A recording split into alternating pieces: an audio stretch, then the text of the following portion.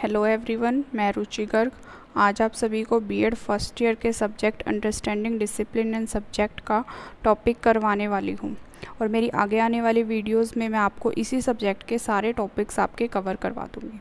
ठीक है, तो आपको करना क्या है, मेरी सारी वीडियोस देखनी है और साथ के साथ स्क्रीनशॉट लेना है, जिससे आप अपना एक पीडीएफ बना लें और पीडीएफ को बाद में आप उनको क्या करवा सकते हो, फ़ोटोकॉपी प्रिंट आउट निकलवा सकते हो।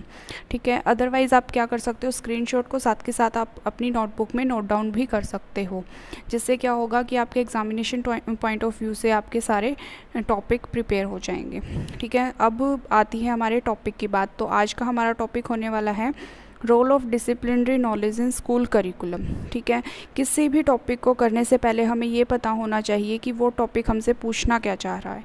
ठीक है, तो इस टॉपिक में हमसे ये कहना चाह रहा है कि जो डिसिप्लिनरी नॉलेज है, जो अनुशासनात्मक ज्ञान जो होता है, उसका हमारे स्कूल करिकुलम में क्या भूमिका होती है।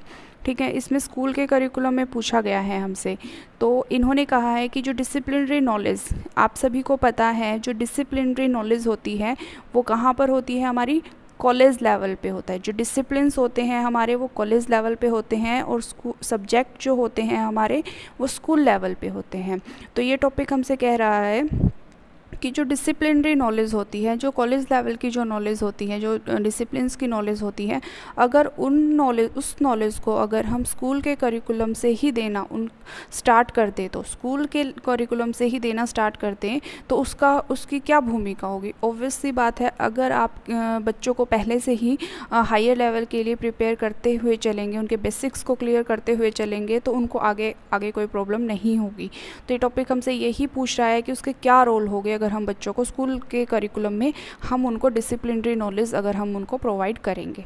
ठीक है, तो बेटा अगर मान लीजिए सबसे पहली बात ये कि कोई भी टॉपिक आता है तो हमें डायरेक्ट उसके रोल नहीं लिखने होते हैं, क्योंकि क्वेश्चन हमारा 16 मार्क्स के अकॉर्डिंग होता है। अगर हम डायरेक्ट रोल लिखेंगे तो 15 to 16 अगर पॉइंट्स अगर हम लिखते भी हैं तो उसका इतना इंप्रेशन नहीं जाता है, बजाय कि अगर हम उसको स्टार्टिंग से थोड़ा सा उसका परफॉर्मेंस तरीके से फ्रेमवर्क तैयार करें कि आगे लास्ट में उसको अगर हम अच्छे से प्रिपेयर करेंगे तो जिससे क्या होगा, हमारे मार्क्स भी अच्छे आएंगे।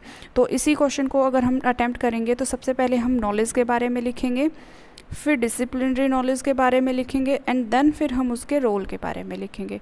ठीक है, मैं आप सभी को रोल ऑफ डिसिप्लिनरी नॉलेज मैं आपको समझाऊंगी, बट जो साथ के साथ जो नॉलेज है, डिसिप्लिनरी नॉलेज है, उसके बारे में आप क्या कर लेंगे, इसका स्क्रीनशॉट ले लेंगे बेटा।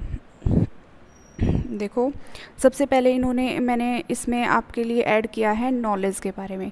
नॉलेज आप सभी को पता है कि नॉलेज क्या होती है, जब किसी वस्तु के बारे में हमें जो जैसी है वैसा अगर हमें उसके बारे में पता है तो वो हमारी क्या कहलाती है, नॉलेज होती है। वो नॉलेज हमें कैसे प्राप्त हो सकती है, हमें अनुभव द्वारा भी हो सकती है, खोज द्वारा भी हो सकती है और शिक्षा के माध्यम से भी वो हमें नॉलेज हो सकती है। तो वो हमारा क्या कहलाता है, ज्ञान कहलाता है।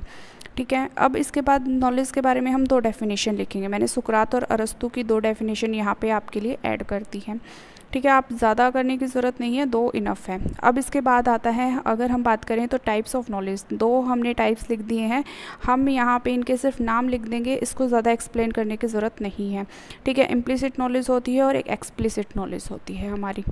ठीक है, अब आ जाते हैं स्टेजेस ऑफ नॉलेज। स्टेज की बात करें कि ज्ञान को प्राप्त करने की कितनी स्टेजेस होती हैं, मेनली यहाँ पे 3 स्टेज होती है, प्रिजर्वेशन, ट्रांसमिशन एंड एडवांसमेंट, जिसको हम संरक्षण भी कहते हैं, हस्तांतरण कहते हैं और फिर प्रगति भी कहते हैं। ठीक है, तो नॉलेज की 3 स्टेजेस हो गई हैं। इसके बाद अगर हम सोर्स की बात करें कि ज्ञान प्राप्ति के क्या क्या स्रोत क्या क्या होते हैं, तो सबसे पहले नेचर आता है, बिल्कुल सही बात है। फिर बुक्स आती हैं हमारी, radio, TV, mobile, computer, magazines, newspaper and experiments and innovations. ठीक है, इसके बाद देन हम अटेम्प्ट करेंगे कैरेक्टरिस्टिक्स ऑफ नॉलेज, कि जो ज्ञान होता है उसकी विशेषताएं क्या होती हैं। ठीक है, तो मैंने यहाँ पे, आप स्क्रीनशॉट ले सकते हो बेटा। इसके बाद यहाँ पे मैंने आप सभी के लिए 11 कैरेक्टरिस्टिक्स यहाँ पे ऐड की हैं। इनको आई थिंक ज़्यादा एक्सप्लेन करने की ज़रूरत नहीं है, क्योंकि ये बहुत इजी सी हैं। अब बात आ जाती है डिसिप्लिनरी नॉलेज की। अनुशासनात्मक ज्ञान क्या होता है? जैसे कि मैंने आपको बताया कि जो डिसिप्लिन की नॉलेज होती है वो हम कॉलेज लेवल पर लेते हैं। तो किसी भी नॉलेज के बारे, किसी भी डिसिप्लिन के बारे में अगर हमें उसकी जो एसेंशियल नेचर होता है, कोई भी डिसिप्लिन है उसके अगर हमें एसेंशियल नेचर्स के बारे में अगर हमें पता होता है, उसके बारे में डीप नॉलेज अगर हमें होती है, तो वो हमारी क्या कहलाती है? डिसिप्लिनरी नॉलेज बन जाती है। ठीक है। एक अनुशासनात्मक ज्ञान एक अनुशासन की संरचना है जो उसकी आवश्यक प्रकृति को समझने में मदद करता है, वो हमारा क्या कहलाता है? अनुशासनात्मक ज्ञान। नॉलेज के बाद हम अनुशासनात्मक ज्ञान को एक्सप्लेन करेंगे। ठीक है। थोड़ा सा इंट्रोडक्शन और है यहाँ पे, इसको भी हम राइट डाउन कर लेंगे। इसके बाद मैंने यहाँ पे आप सभी के लिए ऐड किया है इसकी कैरेक्टरिस्टिक्स एंड नेचर, मैंने यहाँ पे ऐड की है बेटा, तो इनका भी आप स्क्रीनशॉट ले लें और अपने नोट्स प्रिपेयर कर लें। अगर आपको लगता है कि मैं इन्हें एक्सप्लेन भी करूं तो आप अपने कमेंट बॉक्स में कमेंट कर सकते हैं और मैं नेक्स्ट वीडियो में आप सभी के लिए होप सो कि इनको एक्सप्लेन भी कर दूँगी। अदरवाइज़ अगर मैं एक्सप्लेन करती हूँ तो ये वीडियो बहुत ज़्यादा लंबी बन जाएगी, तो आई थिंक इतने ज़्यादा लंबी वीडियो बनाने का कोई बेनिफिट नहीं है। अब आ जाते हैं स्कोप के बारे में, स्कोप ऑफ डिसिप्लिनरी नॉलेज के बारे में। ठीक है। इसके यहाँ पे कुछ स्कोप हैं, आप इनका स्क्रीनशॉट ले लीजिए।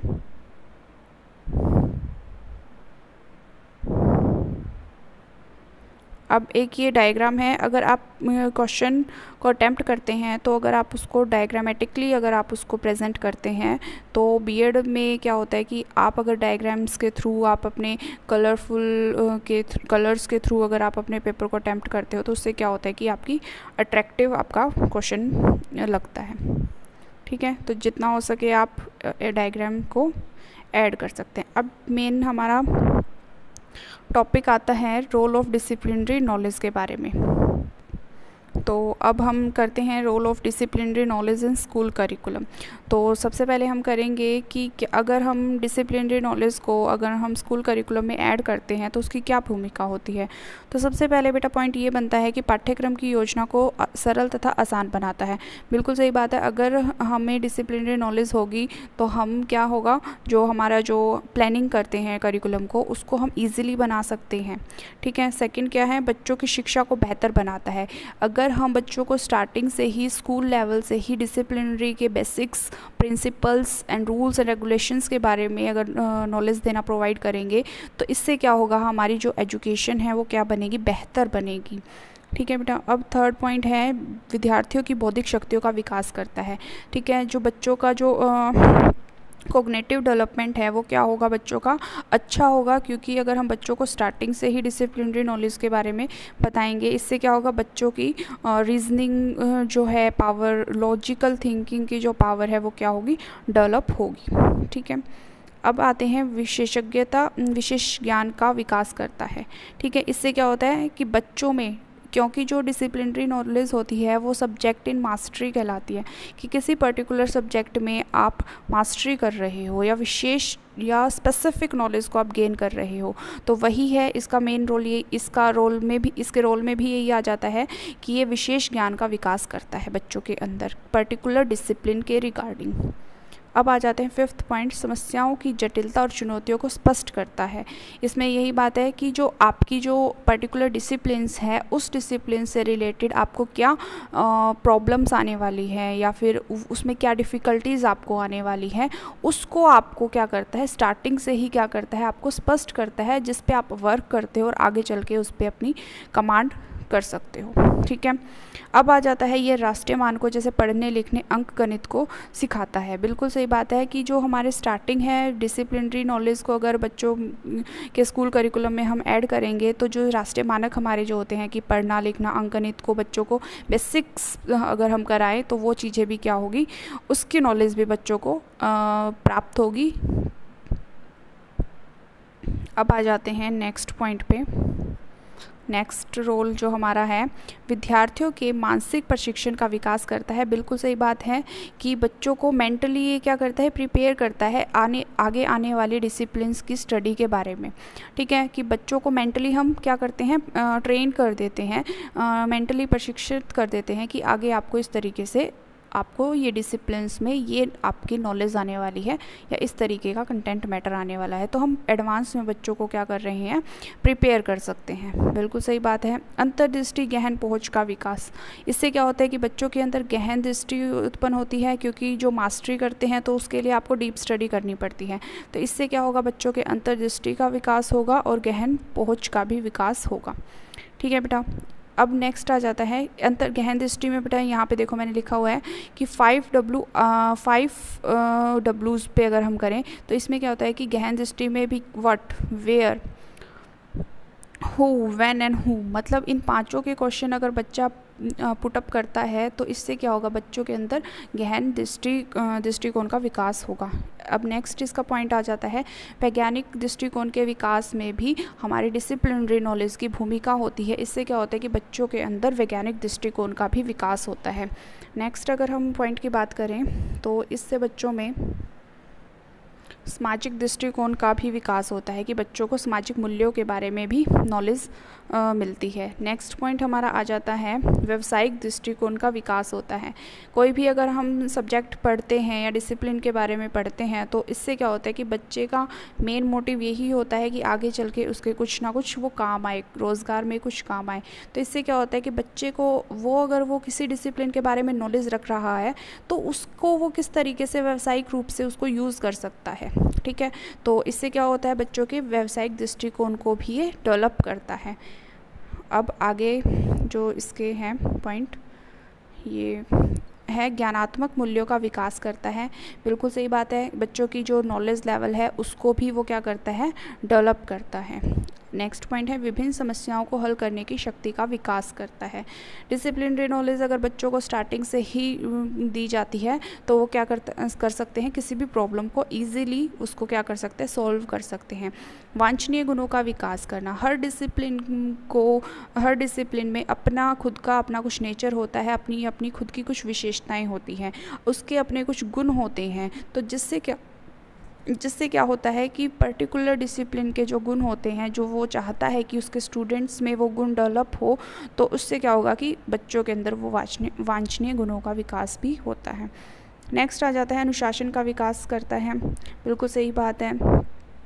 आ जाते हैं नेक्स्ट, बुद्धिमान लोकतांत्रिक नागरिक बनाता है। इससे क्या होता है, बिल्ड इंटेलिजेंट डेमोक्रेटिक सिटीजनशिप। इससे क्या होता है कि बच्चों में अगर वो स्टार्टिंग से ही पढ़ेंगे तो क्या होंगे, बुद्धिमान लोकतांत्रिक नागरिक बनेंगे। नेक्स्ट आ जाता है, कौशलों का विकास होता है, बच्चों में स्किल्स का डेवलपमेंट होता है। प्रैक्टिकल वैल्यूज़ डेवलप होती है बच्चों के अंदर। नेक्स्ट है, एस्थेटिक वैल्यूज़ बच्चों के अंदर डेवलप होती हैं और बच्चों का ऑल राउंड डेवलपमेंट में भी इसकी भूमिका होती है। तो all these are the role of disciplinary knowledge in the school curriculum. ठीक है, तो 20s मैंने आप सभी को करवा दी है बेटा, ये आपको पर्टिकुलर किसी भी बुक में नहीं मिलने वाला है। तो आई होप आप सभी को ये वीडियो मेरी अच्छी लगी होगी। अगर अच्छी लगी है तो लाइक ज़रूर कर दें और मेरे चैनल को सब्सक्राइब ज़रूर करें।